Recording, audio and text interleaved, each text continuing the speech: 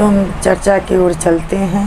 गणेश भगवान के सुमिरन में करते हुए चर्चा की ओर चलते हैं। दीदी आप लोग इस वीडियो को देखिएगा, चर्चा सुनिएगा, प्रेम से बोलिए शंकर भगवान की जय। शंभवे गुरुवे नमः, शंभवे गुरुवे नमः। देवों के देव महादेव की चरणों में प्रणाम करती हूँ। मेरी प्रणाम कर स्वीकार कीजिएगा, महादेव स्वीकार कीजिएगा। साथ ही मैं भगवान के चरणों में प्रणाम करती हूँ, मेरी प्रणाम कर स्वीकार कीजिएगा, महादेव स्वीकार कीजिएगा। जिस धरती स्थल पर मैं चर्चा सुनाती हूँ, धरती माँ को चरणों में प्रणाम करती हूँ, मेरी प्रणाम कर स्वीकार कीजिएगा, महादेव स्वीकार कीजिएगा। सावलेंद्र भैया लीलम दीदी के माध्यम से मातरम 3 सूत्र मिला है कि पहला सूत्र में दया मांगना है। जय हे शिव, आप मेरे गुरु हैं, आपका मैं शिष्या हूँ, मुझ पर दया कर दीजिए, महादेव दया कर दीजिए। हे शिव, आप मेरे गुरु हैं, आपका मैं शिष्या हूँ, मुझ पर दया कर दीजिए। हे शिव, आप मेरे गुरु हैं, आपका मैं शिष्या हूँ, मुझ पर दया कर दीजिए। दूसरा सूत्र में एक अनजान व्यक्ति से कहना है, इस भाव से कहना है जो हमने शिव के गुरु मान लिया, अभी मान के देखिए शिव गुरु कितना कमाल के गुरु, जगत के मालिक है, हमको ही दया दी है, आपको दे सकते हैं। तीसरा सूत्र में मन ही मन 108 बार नमः शिवाय से प्रणाम करना है। रुद्रमाला से 108 बार जपिया या उंगली पर जप कर सुबह शाम आसन लगा कर दीदी महादेव से 3 सूत्र का वाणी सभी दीदी को बताना है, अनजान व्यक्ति को बताना है और उंगली पर आसन लगा करके ही महादेव से नमः शिवाय का जप करना है दीदी। इसमें कोई भेदभाव नहीं है दीदी, इसमें छोट बड़ इसमें कोई वर्जित नहीं है दीदी। तो महादेव के अपना आसन लगा लीजिए सुबह शाम और महादेव से दया मांगिए। इस तरह दया मांगना है, किस भाव से मांगना है। जय हे शिव, आप मेरे गुरु हैं, आपका मैं शिष्या हूँ, मुझ पर दया कर दीजिए। हे शिव, आप मेरे गुरु हैं, आपका मैं शिष्या हूँ, मुझ पर दया कर दीजिए। हे शिव, आप मेरे गुरु हैं, आपका मैं शिष्या हूँ, मुझ पर दया कर दीजिए, महादेव दया कर दीजिए। और तीसरा सूत्र में 108 बार नमः शिवाय से प्रणाम कीजिएगा दीदी। इस भाव से मांगना है, इसे प्रेम से दिल उसमें महादेव के ऐसा दया मांगिए जो महादेव दिल में बस जाए, दिल में सो जाए। महादेव जय जयकार हो, महादेव दया बरसाते रहेंगे। इस तरह से दया मांगना है। तो हम दीदी एक चर्चा की ओर चलते हैं। जो एक गुरु भाई गुरु बहना थे, वो गुरु बहना को नाम थे जैसे लीलम दीदी, तो उन गुरु बहना के भी लीलम दीदी नाम थे। और उनको पति दोनों आदमी गुरु बहना गुरु भाई, उनको पति देव के बहुत तबीयत खराब था दीदी। तो वो जा रहे थे ट्रेन से दिल्ली इलाज कराने के लिए, यानी कि अपना गांव ग्राम में अपना शहर में पूरा इलाज करके दीदी थक गए। तो चले ट्रेन से अपना दीदी जी इलाज कराने। तो वहाँ भी डॉक्टर दीदी के कहें कि से यहाँ चेक किए और दीदी के बताएं जैसे लोग अपना दीदी ऐसे बताएंगे तो आप दीदी नहीं समझिएगा, लेकिन जैसे पेशाब के रास्ता में दीदी गुरु भाई को यानी गुरु बहना के पति देव को पेशाब के रास्ता में जैसे पत्थर हो गए उनको। तो इतना दीदी वो इलाज करा कर थक गए, लेकिन दोनों आदमी महादेव से दया, शिव के शिष्य बनी हुई थी दीदी। अब खूब दया मांगते थे, रोने काने उनको सुबह शाम काम धंधा छोड़ करके पति देव में लगल थे। जय हे महादेव, मेरे पति देव को ठीक कर दीजिए, इतना इलाज पाती करते हैं महादेव, आप भी इसमें जस दीजिए, महादेव दया कर दीजिए।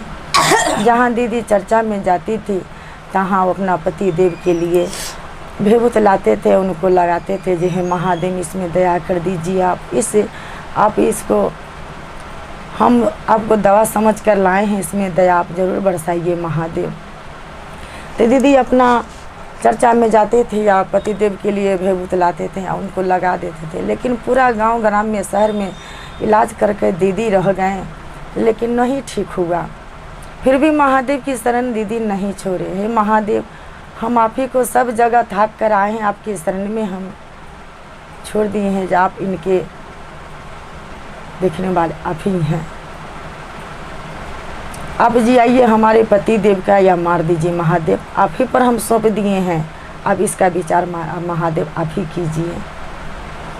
तो फिर वो अपना दीदी अपन चल दिए ट्रेन से, तो चल दिए ना, तो वहाँ भी डॉक्टर रिजेक्ट कर दिए जो नहीं ठीक होने वाला है। तो दीदी वहाँ से अपना कांते रोते दीदी अपना ट्रेन में आए।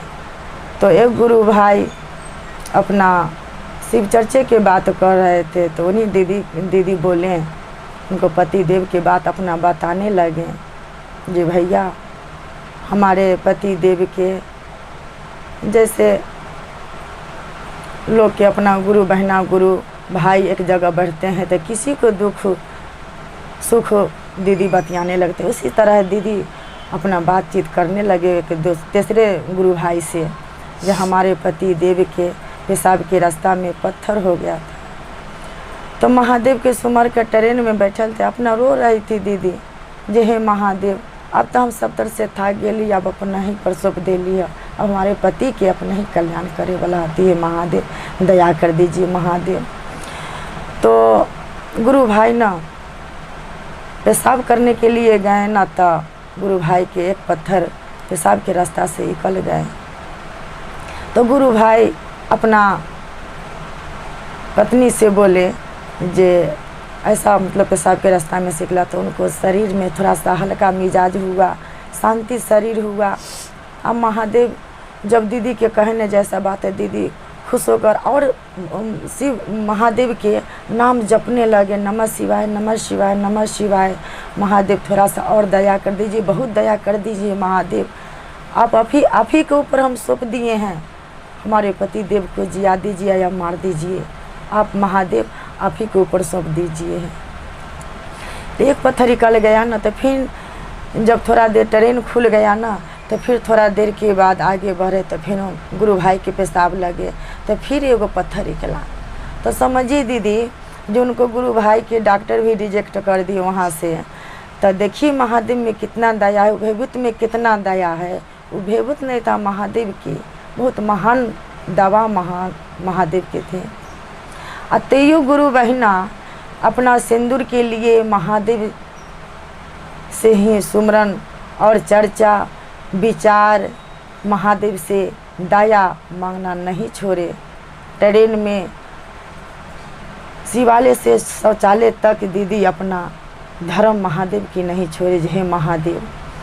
तो फिर घर गए न दीदी, तो वो जो पत्थर था 4 गो पत्थर था, तो वो पत्थर गुरु भाई के पेशाब के रास्ता से निकल गए। तो देखिए जो गुरु भाई के कितना महादेव में दया हुए, जितना इलाज पाती कराएं लेकिन नहीं टूटे, लेकिन महादेव की दया कितना है जो गुरु भाई के पत्थर निकल गए और महादेव के दया से उनको अच्छा हो गए पति। तो बताइए जो महादेव में कितना दीदी उनको कितना दया है। लोग कहता है जो हमको दया नहीं की हमको दे, वैसे दया नहीं मांगना है दीदी, उनसे महादेव से बैठ करके आसन लगा करके महादेव से बात करना होता है। गुरु से बतियाइए